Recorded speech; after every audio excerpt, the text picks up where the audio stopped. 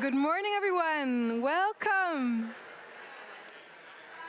Yes, please find a seat. You made it. 9:15. You're here. How's everyone doing? Yes, a bit louder. Maybe. How are you? Yeah, excited for today? Okay, great. Welcome to already the 9th edition of the Partos Innovation Festival.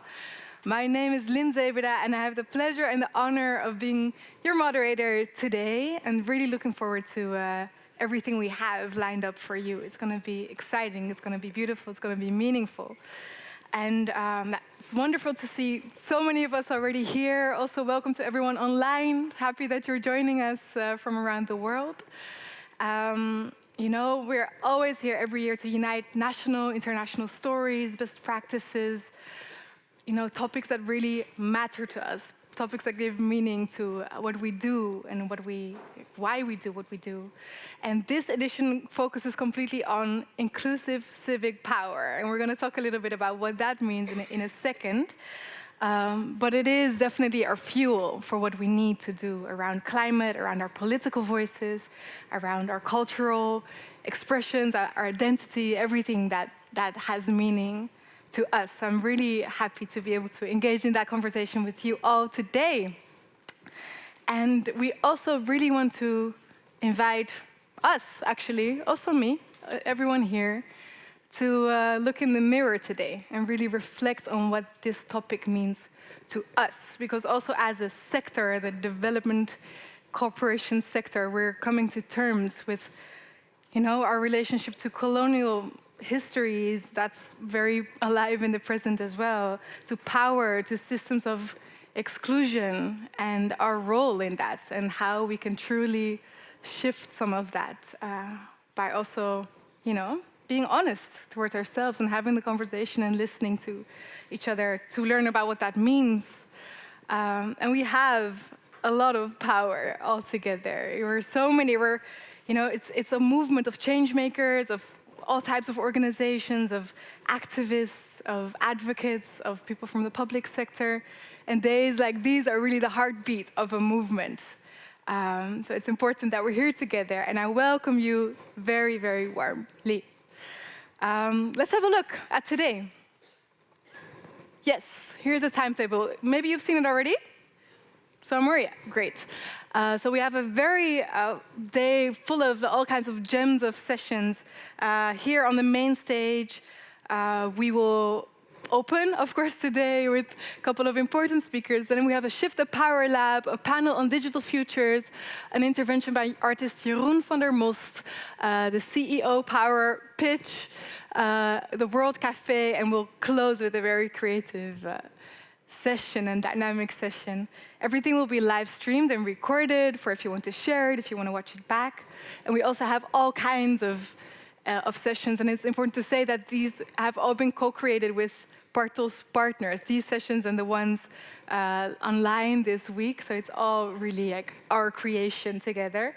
The climate justice and reciprocity session, that is going to be a Mapuche ceremony led by Chautu Leo. And we have sessions around inclusive storytelling and new leadership and, rooms full of climate activists and inclusion advocates and innovators and academics and CEOs and opportunities to meet each other. So let's find out at the end of the day what has happened. But I would also love to know a little bit about you. So shall we do a little exercise together? To get to see who is here. Yay!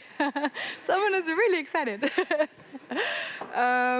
So it's very simple, and I invite everyone online to also just join us and stand up from your chair when I ask a question that applies to you.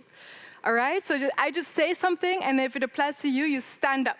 And you can look at each other, see who else is standing up, and that's one way we can very quickly get to know each other. So, a test question. Stand up if you really love to dance. Oh, nice. You don't have to be a good dancer. You don't have to be a good dancer, just love to dance. Okay, great, perfect. Yeah.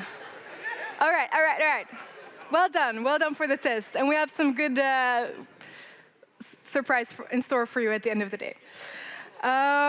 Okay, so stand up if you traveled from outside the Netherlands to be here today. Oh, wow. Nice. Welcome to you. Welcome, welcome. Now, please stand up if you identify as belonging to an indigenous group. Chihiro, yeah. Nice. Welcome. Stand up if you're passionate about social justice. Okay.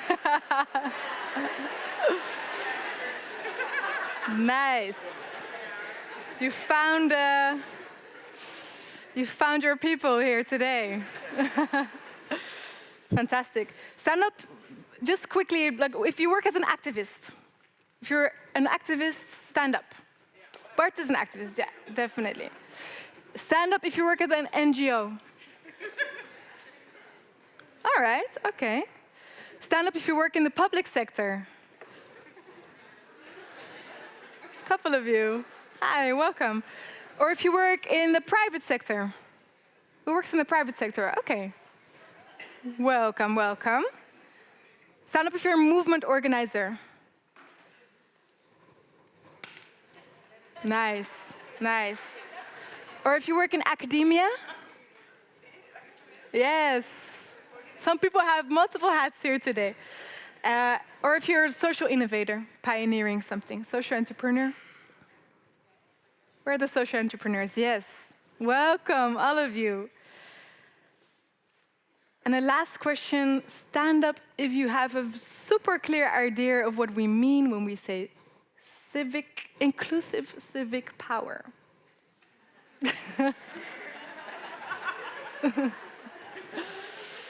Okay, we have some work to do. Great, thank you. Welcome to all of you. So happy that you're here. Okay, so on that last point, I would love to invite to the stage the director of Partos, Bart Romein.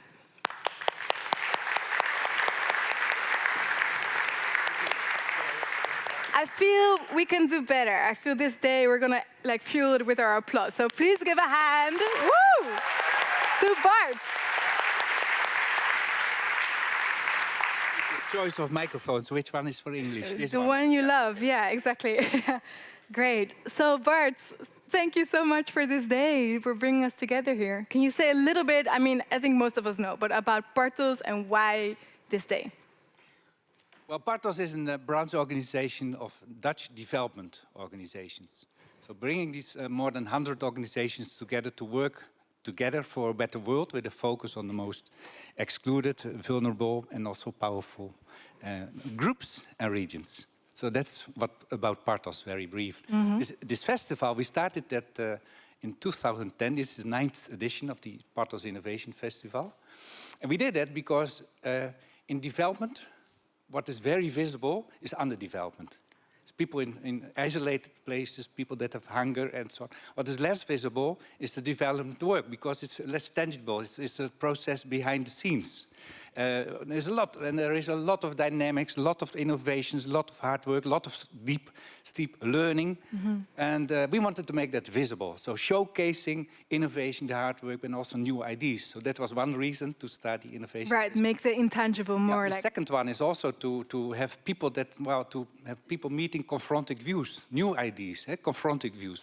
Get out of your comfort zone. And the third reason is to network. And we did already this morning. There's a lot of people from other places, other organizations. Yep. So that was the third reason why we want to have this. I still want to have this festival. Yeah, great reason.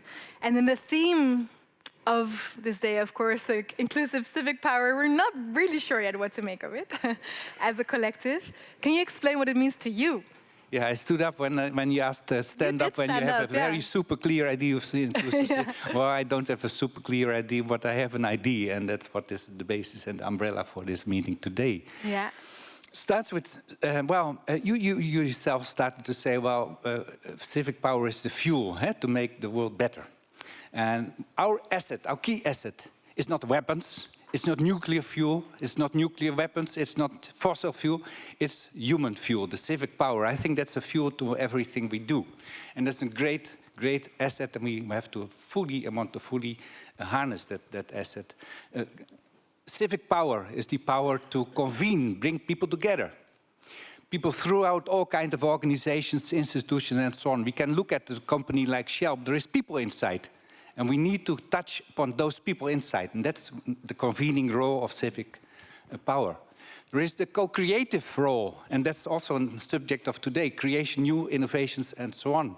And thirdly, there is the countervailing role of civic power. Opposing bad ideas, exclusion, many things, and so that's the third part of civic power.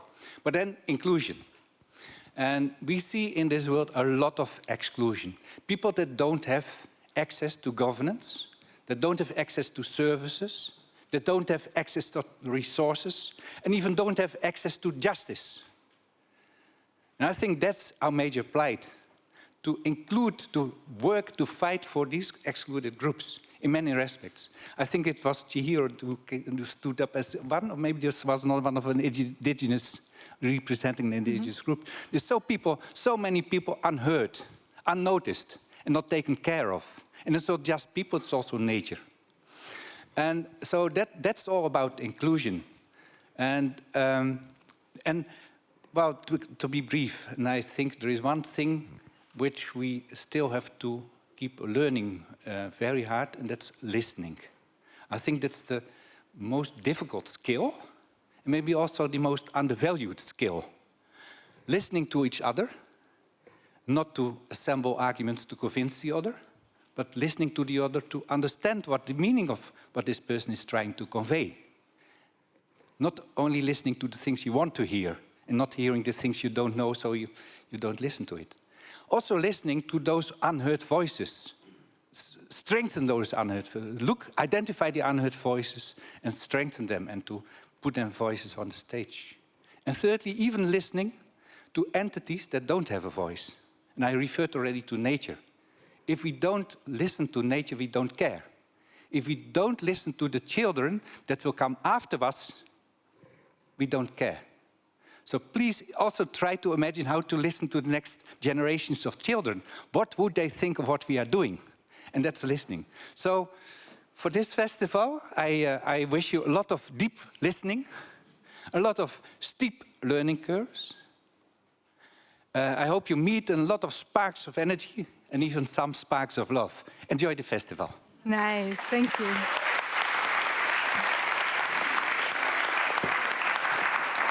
Thank you so much, Bart.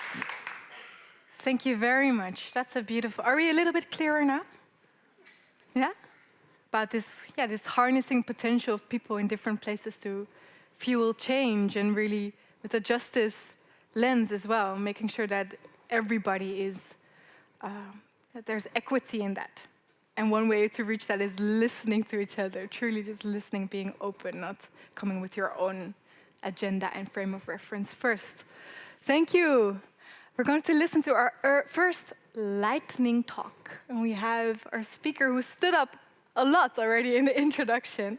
Her name is Chihiro Geuzebroek, and she's a multidisciplinary artist, a writer, an organizer, a trainer, educator in decolonial climate justice perspectives and practices. She's Bolivian Dutch with Quechua ancestry. She was born and raised here in Amsterdam. She produced a feature doc, Radical Friends, a really beautiful film to watch.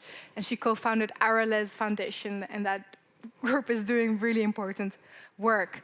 So much so that she also received a Peace Award recently from PAX for her commitment to this decolonial climate justice. So let's give her a very warm round. Chihiro Geuzebroek.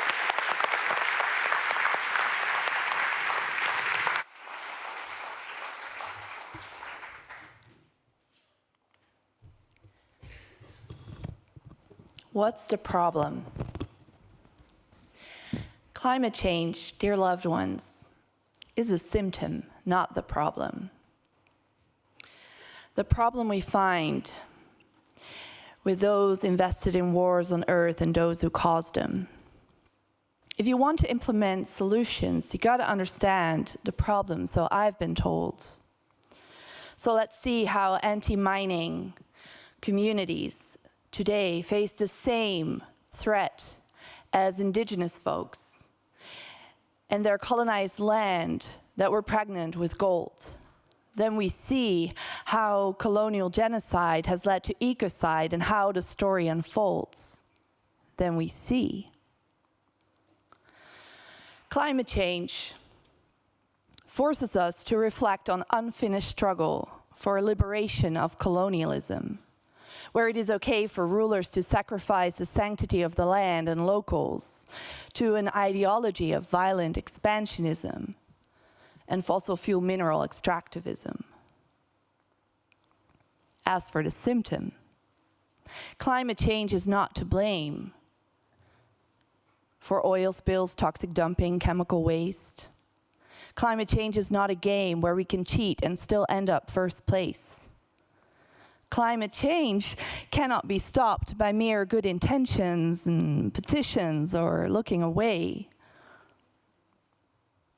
Climate change cannot be bought off. It does not care for your opinion, your fears, your love, your hate.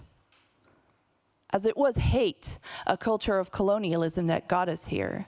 Some called it civilization, development, capitalism. But whoever listened to the voice of the biosphere experiencing rape, poison, and speciesism,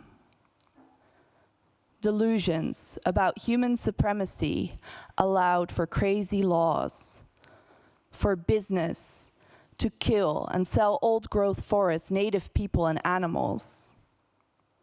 Delusions about expanding empires offered excuses for wars, scavenge for fossil fuel metals and minerals and enslave the poor. And after centuries of impoverishment and decades of ecocide, the Earth has presented us with its reply: climate change.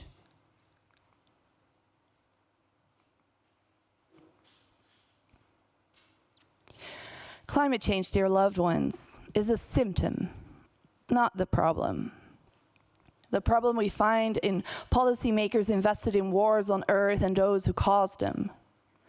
Climate justice is an umbrella for fighting for our right to peacefully coexist. And for that to take place, we must unite and strategically resist. The politics of violent cops repeat playing dirty with violent fake green politics like 30 by 30, perpetuating colonial conservation and displacing indigenous nations. After 26 years of climate summits, marketing fake solutions, CO2 has gone up, plastic has doubled, and 1 in 5 people die due to pollution. Green capitalism is a bad mask for an ecological serial killer on the loose.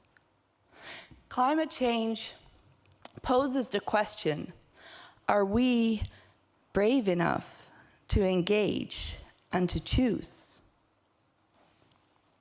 On the one side, we have war on Earth, a 21st century Holocaust, the blood sacrifice of all life that will be lost. On the other, we have changing the laws and sabotage of all corruption that is now in charge. Neither one will be pleasant or easy, but if you listen to your heart, it will tell you that only one of those scenarios might offer our humanity a fresh, new start.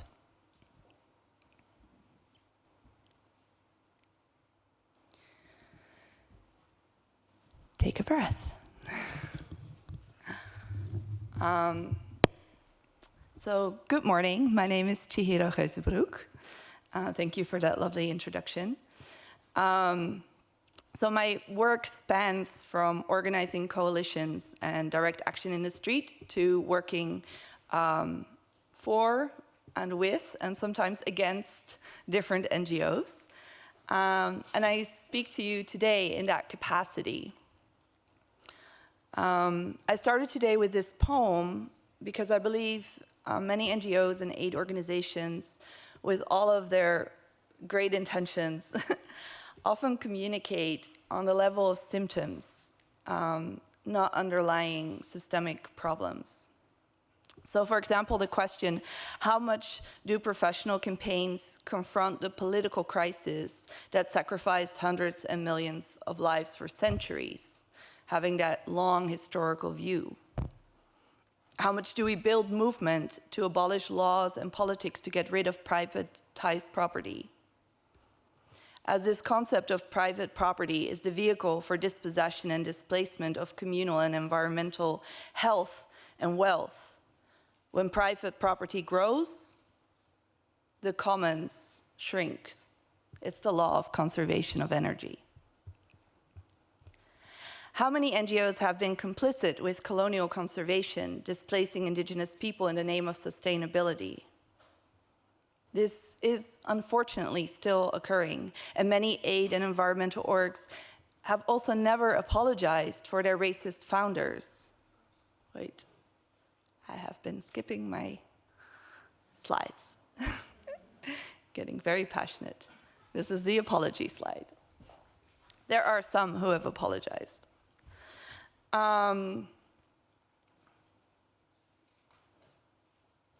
So apology is not a quick fix, but it is no small step either. It is the first step to restore relations when you recognize that relationship has been severed. It opens the possibility of restoring trust, having a common understanding of why there is distrust to begin with. Social change happens at the speed of relationship, and relationship happens at the speed of trust. Another reason I started with this poem is to underline that the crisis we find ourselves in is a historical crisis. And many who work in NGOs are surprisingly unaware of colonial roots of the problems they so passionately wish to relieve, or know very little about the eco-fascist actors and factors today. So what I want to know is, where is the outrage? And I would like to ask you this morning, are you angry? Yes. I don't hear it fully. Let's socialize this anger. Are you angry? Yes. Okay, I believe you more. Okay, so why are we not screaming more? Why are we still being so pleasant most of the times with kind petitions? There's a overemphasize in our culture to value mental intelligence or material intelligence, but the emotional intelligence is often very much underappreciated, underdeveloped, and even choked. So yes, petitions are a first step in an engagement ladder, but it often doesn't mature to rebellion. So I want us to socialize our anger.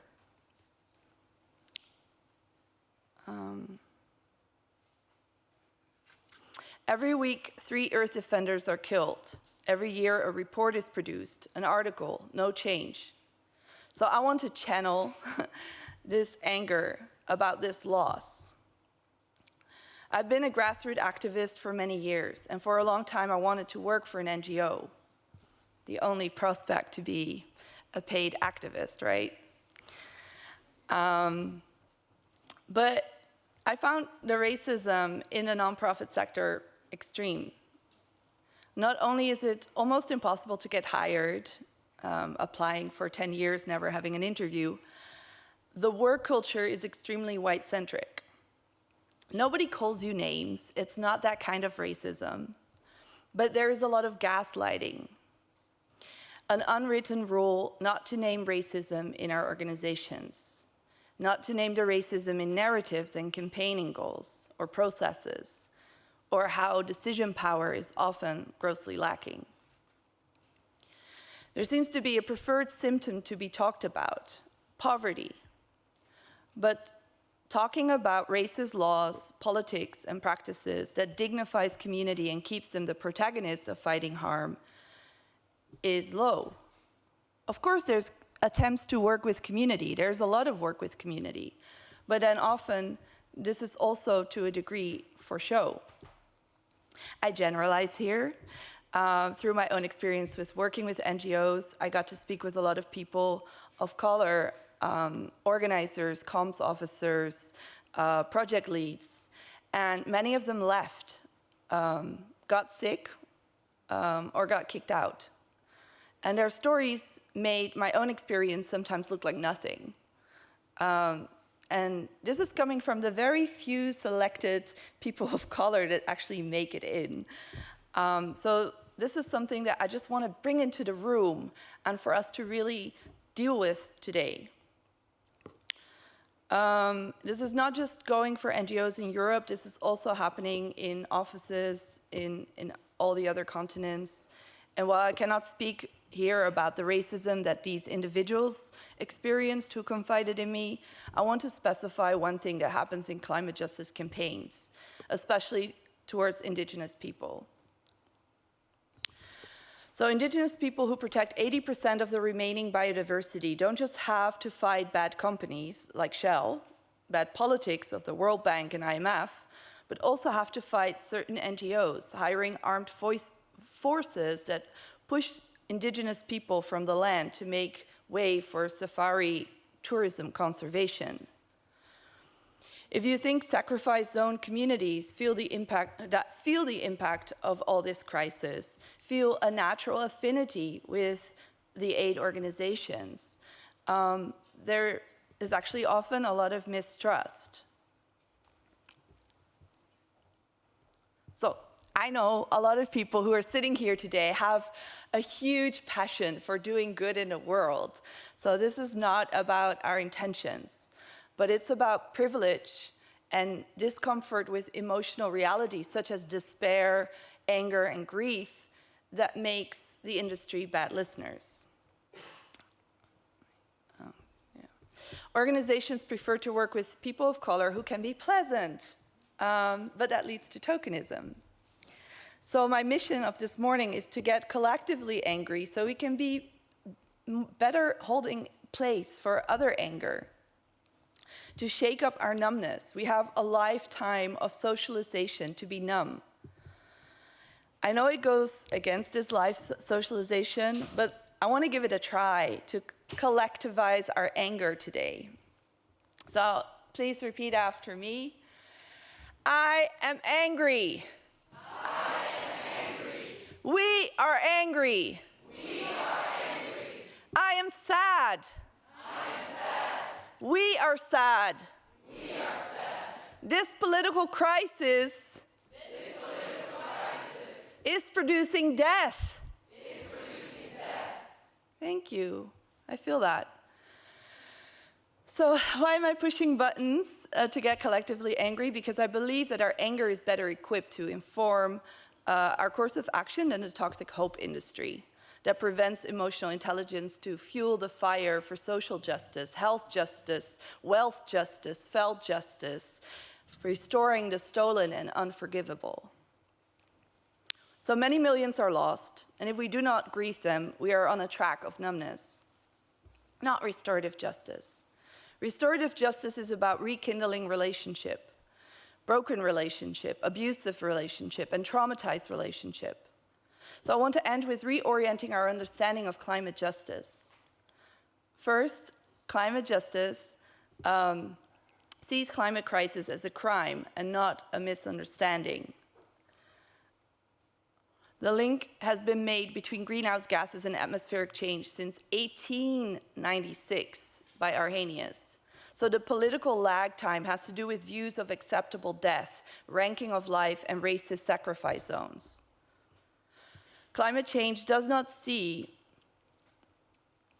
the crisis as a technical problem or a consciousness problem, but a political problem. This insight influences our theory of change.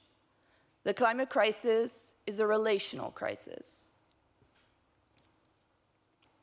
So here are some concrete key points that are essential to climate justice. And climate justice struggle isn't a strategy for advocating for minorities. It's a struggle that advocates for the majority with less power. The 5 takeaways: 1, climate reparations, including restitution, rehabilitation, satisfaction, and guarantee of non-repetition. 2, demilitarization. This alone would generate $2 trillion a year for adaptation funds. Instead of ending life, defending life. Rights for Mother Earth. A revolution in law to protect life instead of the idea of private property. Indigenous people decision-making power. So this is really, really crucial. 80% of climate adaptation funds should go to indigenous people, as they protect 80% of the remaining biodiversity. They have the best track record of defending Earth, but they currently receive less than 1%. Finally, more decision power in community and grassroots. TEK stands for Traditional Ecological Knowledge. That is also sitting with indigenous community mostly. So some of the principles that can guide us there are the GEMES principles. They're already from the 90s of environmental justice struggle, but they often get excluded when we talk about climate justice in the NGO setting. The Cochabamba Protocol, the Red Deal, and different discourse about climate debt, which often also get left out when we talk about climate justice in institutional setting. Here are 4 books that I think everybody working professionally in changing this world should read.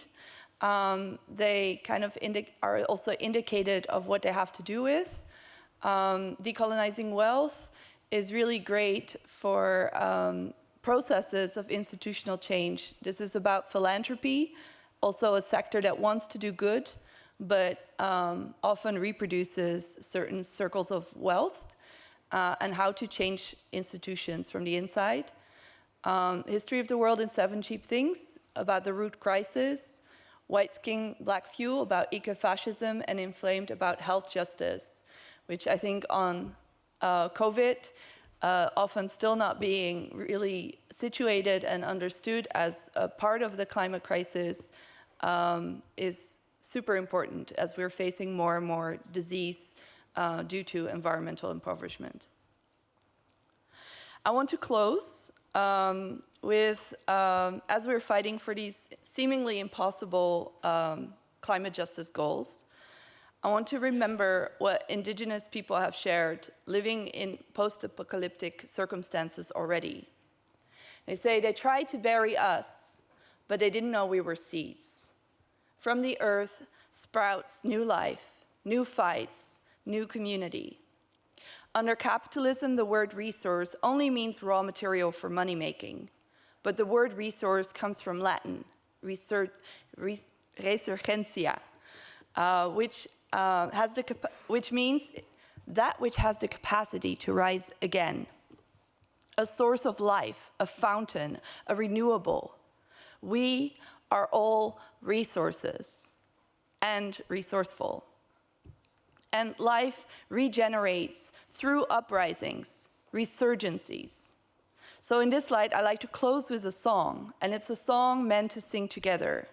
So I'm going to ask you again to repeat after me.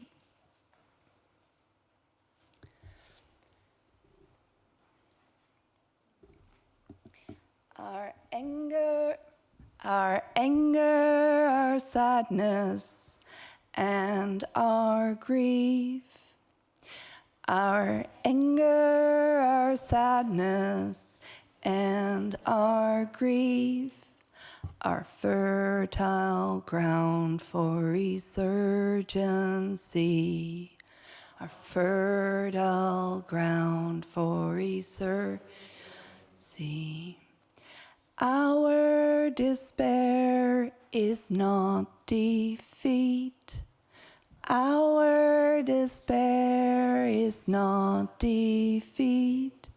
It's fertile ground for resurgency. It's fertile ground for resurgency. Resurgency, resurgency, resurgency, resurgency. We've lost so much, can't you see? We've lost so much, can't you see? Resurgency, resurgency. Resurgency, resurgency. We're here to repair our society. We're here to repair our society. Thank you. I think we accomplished some harmony.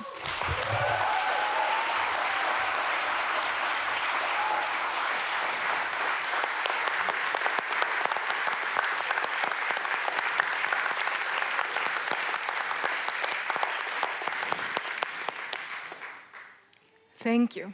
I have goosebumps from you. Thank you for bringing truth and discomfort into this room. I think it's very important. We'll speak in a second, but we have a second speaker that I would love to bring in.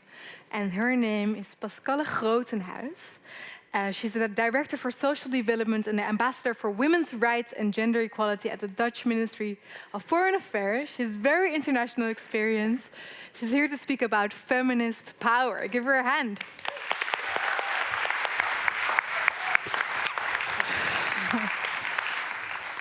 A very good morning. And to be honest, I'm still quiet and still...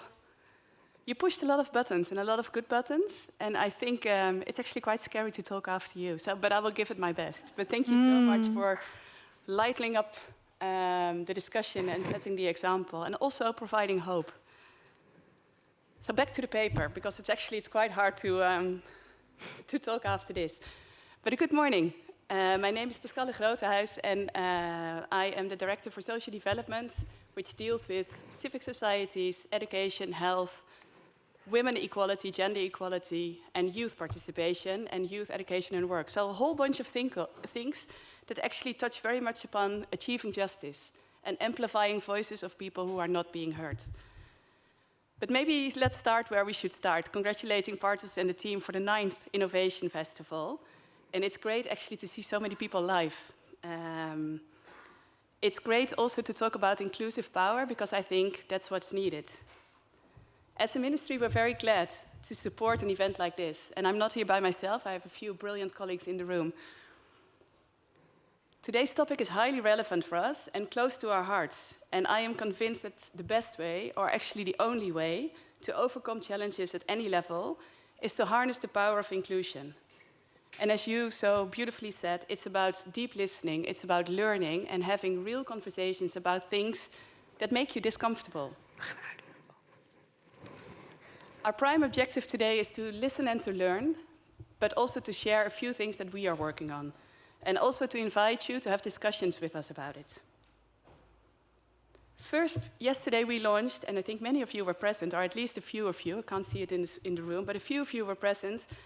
We launched a learning program around strengthening civil society and civic space. We call it the Power of Learning. And I'm very proud that this learning program is very local in nature. It will include facilitators and experts from the countries we work in. And over the coming years, it should yield important lessons about what dynamics are at play, what works best to address power inequalities, and what difference our ministry can make as a donor and a partner. And these insights will feed directly into our current strategic partnerships, as well as into our future policies on strengthening civil society and safeguarding civil space. And the second one, I will talk a bit longer about, because it's very close to my heart, and probably also close to many of yours. It's about a feminist foreign policy.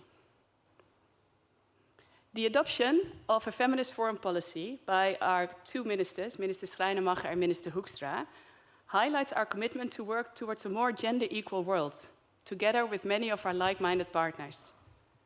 We feel that challenges like war, conflict, climate, increasing poverty, and inequality have an impact on each and all of us. And in reacting to them, we have a choice. Over the past decades, countless people made their choice to fight for a better world. Often their efforts were forbidden, forgotten, and unrecognized. Think about women's rights organizations, female human rights defenders, indigenous people, as you said, LGBTIQ+ people, people with a disability, and how these categories of people intersect with ethnicity, religious affiliation, or socioeconomic standing. Many people were and are silenced and marginalized for far too long. This continues until today. Until yesterday, only in Slovakia, 2 people from the LGBTIQ+ community were killed. I was there just a week ago, so it hit home quite hard. Gender equality is worsening around the world. Before the COVID crisis, it would take 96 years to achieve gender equality.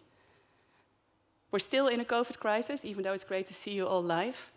But now it will take 240 years to achieve gender equality. Violence against women and girls is on the rise, also in the Netherlands, where every 8 days a woman is being murdered just because she's a woman. The COVID-19 pandemic has disproportionately affected women and girls and other minority groups. There's a growing conservatism and resistance against individual and human rights. And we must step our efforts to do more. For ourselves, and as Bart so well said, for the future generations. And those are the reasons why our 2 ministers decided to pursue a feminist foreign policy. We have to strengthen our alliances and our cooperation. And we have to make sure that gender is part and parcel of all crisis instruments and structural solutions. And we have to set a good example ourselves. A feminist foreign policy is about gender equality and inclusion, and diversity in every sense. It's about equality and equity. It's about demanding from a multilateral system that it aims to transform unequal power relations, to include all voices. There are many questions, and I think last week there was a meeting at the ministry as well, and I think, Bart, you raised some questions about the feminist foreign policy, about what it now actually is. So let's provide you some background. We see that the countries, we're the 10th country, and since we joined in May, 2 more countries joined, Colombia and Liberia. Everybody uses different definitions. That doesn't make it easier. Sweden was the first country to adopt a feminist foreign policy in 2014. They based their feminist foreign policy on the 4R approach. It's about rights, it's about representation, it's about resources, and a reality check. Rights refer to protection of women's rights. Resources mean that funding should also be directed towards transformative change and to grassroots organizations. The Netherlands has the largest women's rights fund in the world for €500 million, but it's still only 1% of all the donor funding that goes to Southern leaders organizations and grassroots organizations. Representation means that women and other groups should be actively engaged in policy formation and implementation. And a reality check means ensuring that the policy is evidence-informed while effectively taking into account cultural dimension and people value systems in implementation. Germany, who joined just before us, added the D from diversity. At any rate, and I hope you all agree with me, it's not a women's issue. It really is everyone's business, as everybody benefits from gender equality. It incorporates the perspectives of women, minorities, including people of color, young people, LGBTIQ+ people, people with a disability, and various religious groups. With so many perspectives to be taken into account, it's important that the policy is developed following a bottom-up process. And that's actually quite new for a ministry, I have to add. So we're causing quite a revolution within the ministry. And that's why we chose an extensive consultation process. We started last week within our ministry, and we will soon go on external consultations as well. There's also a link with internet consultations, and I really hope that you will provide us with your input. And I actually would like to invite you to include it into your conversations today as well. To be even more inclusive, to explore new horizons, and to leave no one behind. As you said, take a breath. And I will do it myself as well. We live in really challenging times. The war in Ukraine has brought a war to the European continent once again. The global economy is sliding into recession. In many couples, as also in the Netherlands, with a high inflation rate. Climate change, biodiversity loss, pollutions, they threaten our ecosystems. And at the same time, we face a huge pushback and a trend, I think, in shrinking space, in a pushback against gender equality and sexual and reproductive health and rights, and an erosion of democratic values. And at the same time, I'm hopeful. I'm hopeful because every day, here in the Netherlands and abroad, I meet people who want to counter these challenges, who work tirelessly, often under really difficult circumstances, to make the world a better place, to work for a quality of a democracy that we are proud of. And for me, that's inclusive power. With our policy on strengthening civil society, the Dutch government aims to support these people in the most inclusive manner possible. And our feminist foreign policy gives us the opportunity to build further on these efforts. And we don't shy away from pushing this agenda internationally. And we don't shy away from difficult circumstances and difficult conversations to have. Yet for our feminist foreign policy to become a success, we want it to be. It is clear that the human capital present around here and around the world is key to developing the sound practice that helps us drive these policies. And to hold us accountable, to practice what we preach, and to achieve results. So please use today's opportunity to connect, to identify best practices, and to develop instruments that are really inclusive and help build bridges over deeply entrenched divides. And only together we can contribute to a more equal, safe, peaceful, and prosperous world. And Lynn, I was inspired by you. So maybe, who considers themselves to be a feminist? Can you all please stand up?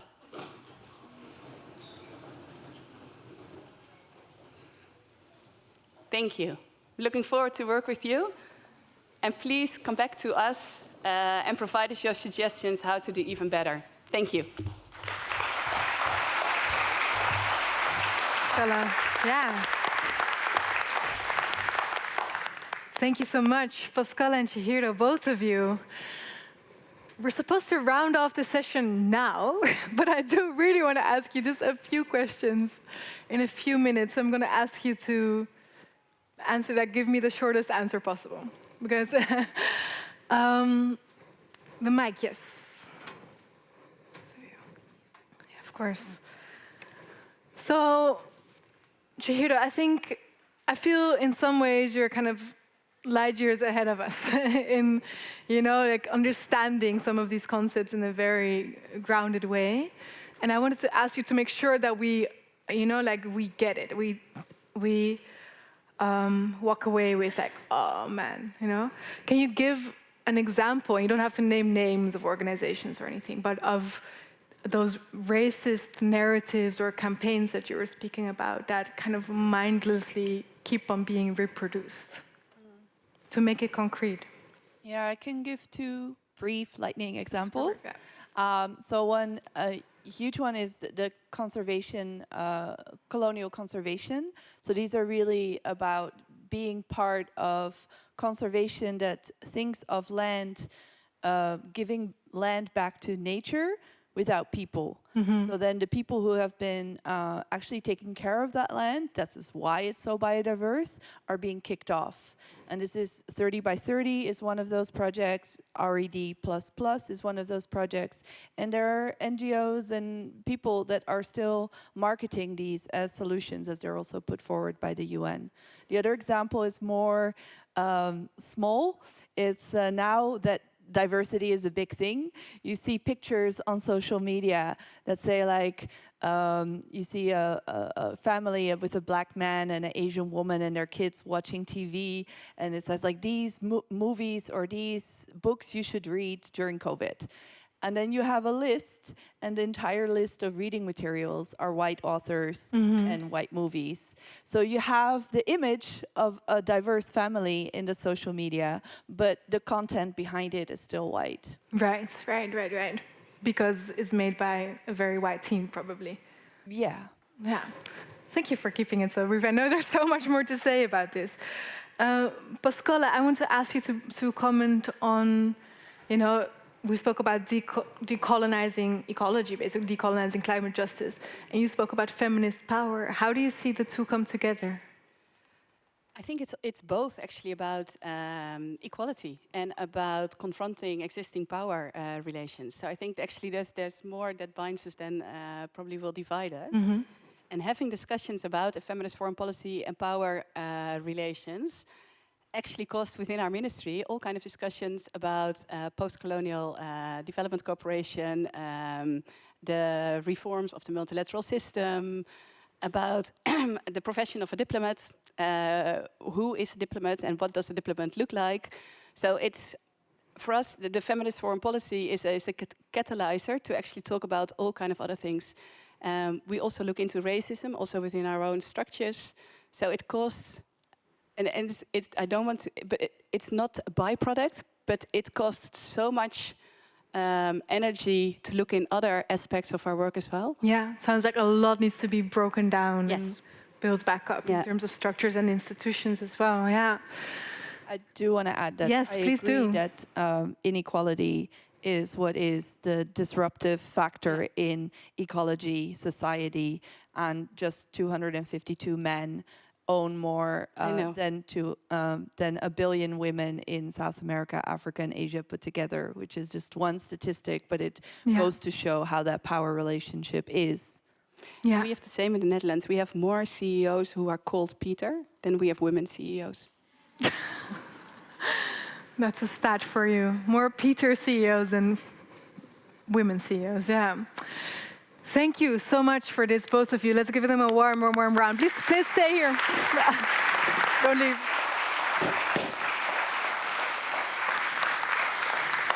Our next sessions are going to start in 7 minutes. And we are going to start them on time. So please, when you make your way to the session that you're going to, try to not get stuck in the hallway, talking to all these interesting people. We have more time for that. Let me just highlight it for you. Oh, wait, you're already, wait, I'll tell you. What we have here in a bit is the Shift the Power Lab. So if you're going, you are supposed to have registered for these sessions. If you have not, don't worry about it. There's a help desk outside that can direct you to sessions where there's still space. Here, the plenary sessions, everybody can join. You didn't have to register for that. That's here, Shift the Power Lab. Then in the expo, one down is Innovating Towards Inclusion. NGO activist collaboration for climate justice is upstairs on the 5th. Creative storytelling for social change, that's starting, is also in the studio on the 5th. I just wish you a great session, and I'll see you back here very soon. Enjoy.